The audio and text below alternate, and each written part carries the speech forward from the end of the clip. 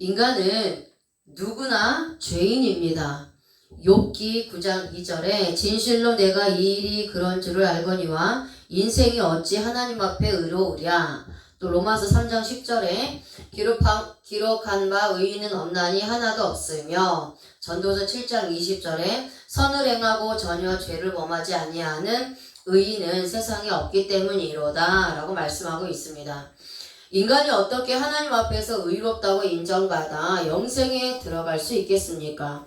바울은 로마서와 갈라디아서를 통하여 칭의의 교리를 설명하고 있으며, 종교개혁자 마틴 루터의 구원의 경험, 즉 칭의의 체험이 없는 사람은 진정한 그리스도인이라 할 수 없고 교회를 다니고 있다 해도 피상적인 신자일 뿐입니다. 오늘은 성경에서 가르치고 있는 칭의에 대하여 로마서 10장 2절에서 3절의 말씀을 근거로 강의하고자 합니다. 이 세상의 모든 사람들이 죄인이기 때문에 하나님 앞에 나갈 수가 없습니다. 하나님이 죄인들에게 찾아오지 않으면 죄인은 절대 하나님 앞에 나갈 수 없는 것입니다. 그래서 인간들이 열심히 하나님 앞에 나가기 위해 자신의 의를 나타내려 합니다. 자신들의 의로 구원을 얻으려고 하기 때문입니다. 하지만 이것은 하나님께서 인정하신 의가 아닙니다. 하나님께서 인정하신 의를 통하지 않고는 절대 구원을 받을 수가 없습니다.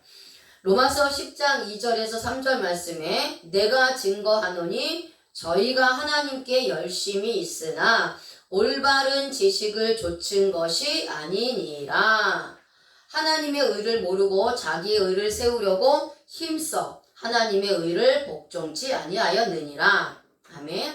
자, 사도 바울은 자신의 동족인 이스라엘 백성들이 하나님에 대한 열심은 있으나 하나님의 의를 모르고 자기 의를 세우려고 힘써 하나님의 의에 복종하지 않는다 라고 말하며 그들의 구원을 간절히 원하고 있다고 고백합니다.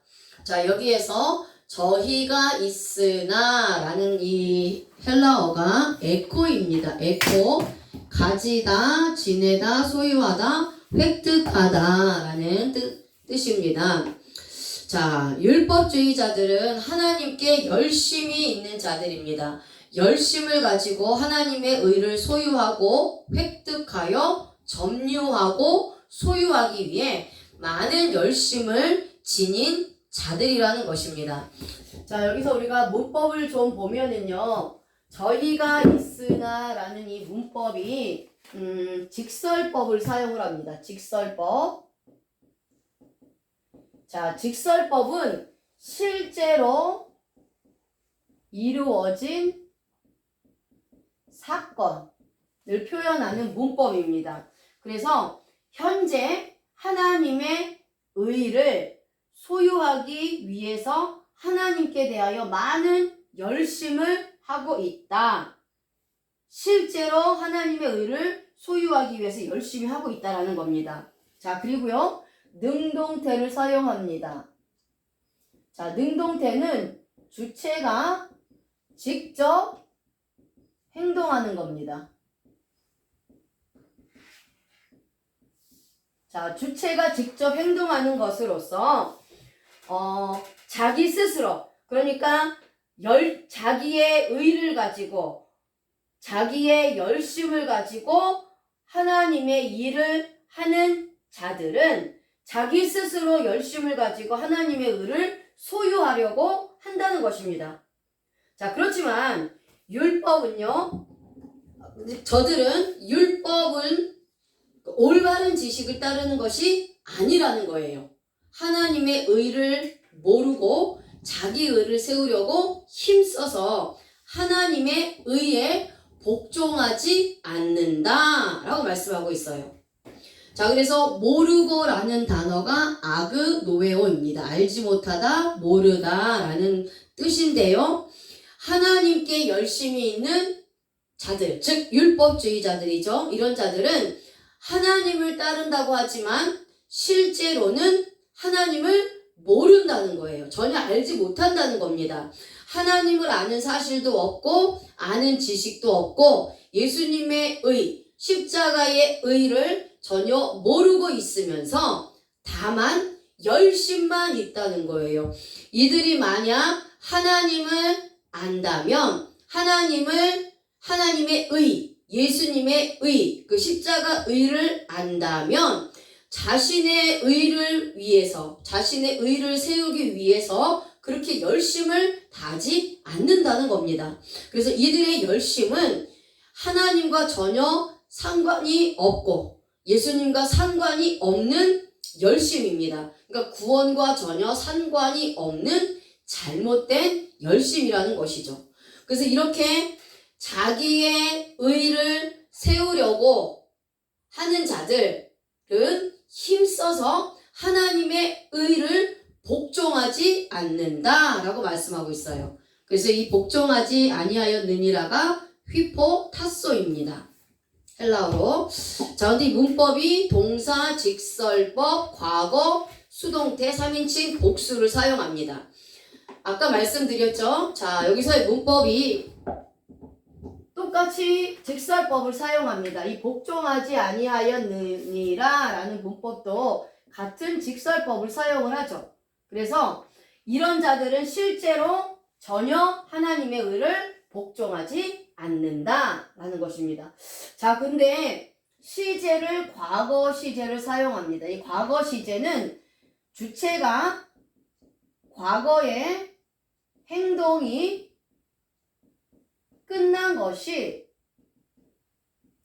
과거에 이미 행동이 끝났는데 그 행동이 현재에 영향을 미치는 겁니다. 영향을 미치는 것을 표현하는 문법이 이제 과거 시제예요. 그러니까 하나님의 의에 복종하지 않는 자들은 이미 만세 전에 하나님에 의해서 복종하지 않도록 계획되었고 예정이 되었다는 겁니다. 그러니까 이미 그리스도 밖에 있었던 자들이었다는 거죠. 그래서 지금 그들은 하나님의 의에 대해서 힘써 복종하지 않는다는 것입니다. 자, 그런데 수동태를 사용합니다. 수동태. 자, 수동태는 주체의 의지로 스스로 하는 것이 아니라 타인에 의해서 영향을 받는 거지요. 그래서 그들이 복종하지 않으려고 해서 복종하는 것이 아니라 복음을 들어도 자꾸 율법으로 돌아가고 자기 의를 나타나게 되는 것입니다. 그러니까 이미 만세 전에 그리스도 밖에 있었기 때문에 이럴 수밖에 없다는 거죠. 하나님께서는 이미 만세 전에 하나님의 의에 복종하는 자들과 복종하지 않는 자들은 정해놓으셨어요. 그래서 하나님의 의에 복종하지 않도록 정해진 자들은 그들 스스로 아무리 율법을 버리려고 노력하고 애쓰고 발버둥 쳐도 안 버려지는 겁니다. 하나님의 주권으로 정해졌기 때문에 누구도 바꿀 수 없다는 거예요.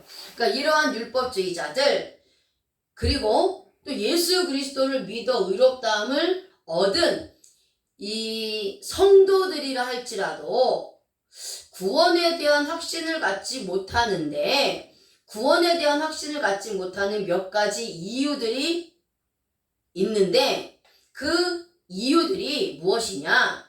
자, 이제 크게 세 가지로 말씀을 드릴 수 있는데요. 첫 번째는 의롭다 하심에 대한 잘못된 개념을 갖고 있다라는 거예요. 그래서 많은 사람들이 특히 이제 천주교와 이단의 세력들은 의롭다 하심을 얻는 것에 대한 잘못된 개념을 가지고 있고 또 그렇게 가르침으로써 많은 영혼들을 복음에서 떠나 비진리로 인도하여 죽이고 있다는 겁니다. 자, 이것은 그들이 의롭다 하심에 대한 잘못된 개념을 가지고 있기 때문입니다.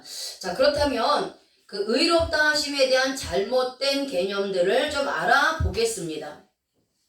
자, 먼저는 점진적으로 진행된다는 개념입니다. 점진적으로 진행된다라는 개념인데 안식교, 카톨릭, 여호와의 증인 등 이 율법주의 교파들은 의인이 되는 것은 믿음으로 서서히 시간이 지나면서 믿음도 좋아지고 그 행위가 의롭게 되어 간다고 생각을 한다는 거예요. 그래서 하나님의 율법을 열심히 지키면 언젠가는 의롭게 되어서 의인이 된다라고 생각하는 것이죠.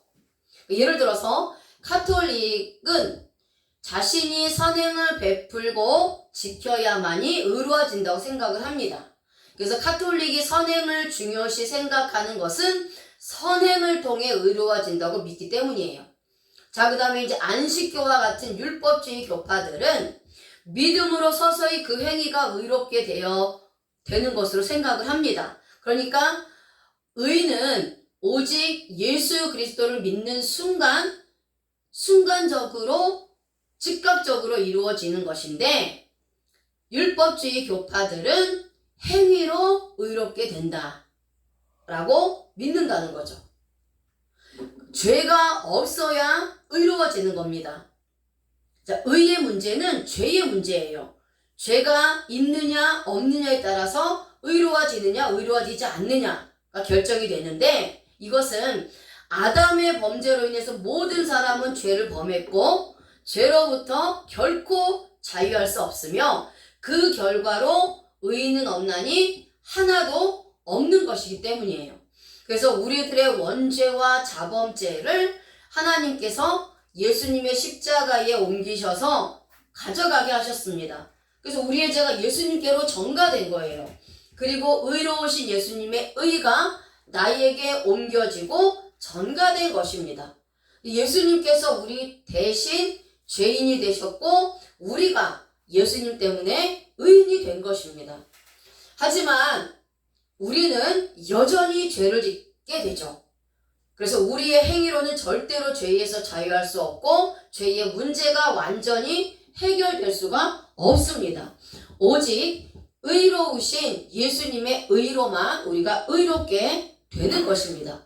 이러한 예수 그리스도의 의를 믿는 순간 의롭다함을 얻게 되는 것이죠. 그래서 우리가 하나님 앞에 의롭게 되는 것은 사람의 행위가 아니라 예수 그리스도를 믿는 믿음으로 되는 것입니다.